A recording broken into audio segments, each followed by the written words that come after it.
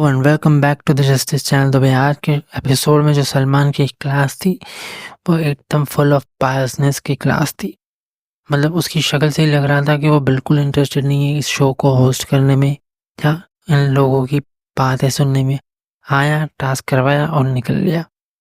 और सभी चीज़ें जो कान की दीवारों के पीछे होती है, जहाँ पर चाहत को ले लो, विवियन को ले लो, करणवीर मेहरा को ले लो, मतलब उनके जो लाडले, उनकी कोई गलतियाँ होती नहीं है।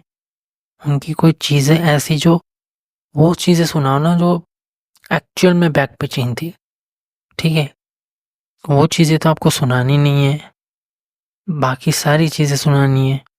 एलिस का वो किल वाला, मतलब बहुत सारी चीज़ें अगर बोलने पे आए तो वीडियो लंबी हो जाएगी। तो ये जो फुल ऑफ बायसनेस चल रही है, ये थोड़ी सी गलत है। और शिल्पा दीदी तो यहाँ पे रोने ही आई है, सिंपल सी चीज़ बता रहा हूँ। इनका रोने के अलावा कोई काम ही नहीं है, हमेशा रोती रहती है। खुद बोल दे, श्रुतिका, पहले श्रुतिका पीछे पड़ी थी, उसके बाद करणवीर मेहरा पड़ गया, उसके बाद अभी रजत पीछे पड़ा हुआ है। मतलब उसको डर है कि कहीं मैं एक्सपोज ना हो, जो दीदी एक्सपोज ऑलरेडी हो चुकी है। तो चलिए बात करते हैं भैया विवियन वर्सेस रजत दलाल। जो टास्क था, जो हमारे वो कौन अश्नीर ग्रोवर आए हुए थे, तो वहां पे भी वो पालतू बन के आया था कलर्स वालों का। मेरे को ये चीज़ समझ नहीं आती भाई। रजत ने सारी चीज़ें करेक्ट बोली, सही हिसाब से बोली, लॉजिक वे में बोली, लेकिन बंदे को क्रिटिक नहीं समझ आया। क्यों नहीं समझ में आया? क्योंकि विवियन डी सेना था वहां पे, विमल गुटका पान मसाला था वहां पे। अपने लाडले को कैसे डिमीन होने देते? तो भैया क्रिटिक ने भी अपना आंसर वो कर दिया। और रजत का जो एक कॉमिक टाइमिंग है ना, बहुत बढ़िया है।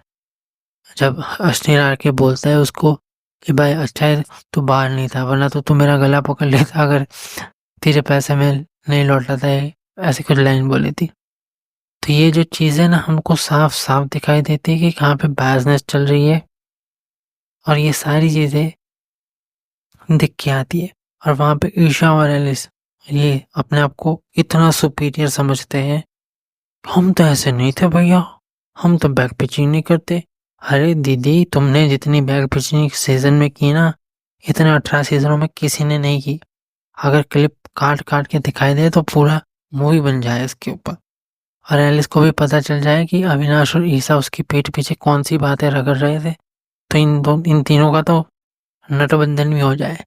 मैं तो इस चीज़ का वेट कर रहा हूँ, जिस मोमेंट पे अगर इन चारों में से किसी एक को चुनना हुआ इन तीनों में से, उस दिन मज़ा आने वाला है।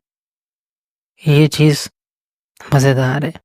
अभी बात करते हैं इन दोनों, करणवीर के लिए संदीप सिकंद आए थे और ईशा के लिए मॉम आए थे। मतलब मेकर्स की दोगलापंथी तो देखो। चलो करणवीर का को समझ में आता है कि भाई वो लो फेस में कोई उसको समझ नहीं आ रहा, पता नहीं किधर घूम रहा है शो में।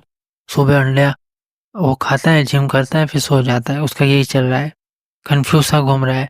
उसको ज़रूरत थी ईशा के लिए, क्योंकि ईशा इंडिविजुअली नहीं दिख रही है, ग्रुप में ही दिख रही है वो बंदी। और वहाँ पे मेकर्स उनकी माँ से बुलवाते कि आपको दिमाग लगाना चाहिए था कि अगर रजत जो टोकरी लेके वहाँ पे खड़ा था वो डिस्क्वालीफाई हो जाना चाहिए। तो दीदी वैसे तो शिल्पा जी ने तो पूरी टोकरी वहाँ पे रख दी थी, तो वैसे तो वो भी डिस्क्वालीफाई होना चाहिए। तो मेकर्स की ना जली पड़ी हुई है कि रजत दलाल टाइम गॉड बना कैसे। अगर आपको आपके लाडलों को दिमाग नहीं है उनमें, ठीक है, उनमें दिमाग नहीं उस चीज़ का, कॉमन सेंस का, अगर वो भी आपको ही करना पड़ रहा है तो आपसे बड़ा बेगैरत इंसान कोई नहीं है कि आपके लाडलों को बचाने के आपको खुद आना पड़ रहा है। तो अगर आपको खुद आना पड़ रहा है तो ऑडियंस कहाँ से सपोर्ट करेगी उनको? नहीं करेगी भाई। तो ये दोगलापंथी दिख रही है हमको। और करणवीर मेहरा की बात करें तो वो तो जेन्युइनली उसको नीड थी कि उसका कमबैक हो। अभी हमको प्रोमो में देखने को तो मिला है कि भैया रजत शिल्पा से ऐसे बात कर रहा है तो वो बीच में कूद पड़ रहा है, मतलब स्टैंड ले रहा है शिल्पा जी के अगेंस्ट कि भाई तूने ऐसे कैसे बोल दिया। तो ये वाला कमबैक अभी कितने, वो बोलते हैं ना कि ये ऐसा ही रहता है या फिर एक मोमेंट तक रह के फिर से वैसे वापस हो जाता है, क्योंकि वहां पर सामने अविनाश नहीं है और रजत है। तभी देखते हैं कि क्या होता है। तो आई होप करणवीर मेहरा को ज़रूरत थी वो एक स्ट्रॉन्ग प्लेयर है, बन सकता है जैसे उसकी बातें हैं, लेकिन जिस हिसाब से वो अभी तक चला है वो काफ़ी ज़्यादा लेट हो गया है। लेकिन अभी भी कमबैक हो सकता है अगर इसके बाद वो सारी मुद्दों में, सारी चीज़ों में बोलने लगे, क्योंकि वो करेक्ट बोलता है, अच्छा बोलता है वो। तो ये चीज़ बहुत ही ज़्यादा अच्छी होगी। अब बात करते हैं कशिश कपूर के बारे में। जो सेल्फ प्रोडक्ट वाला जो टास्क था उसमें जो बंदी ने बजाई है, मुझे लगता है कशिश को भी ना बिग बॉस टारगेट कर रहा है इन सर्टेन वे।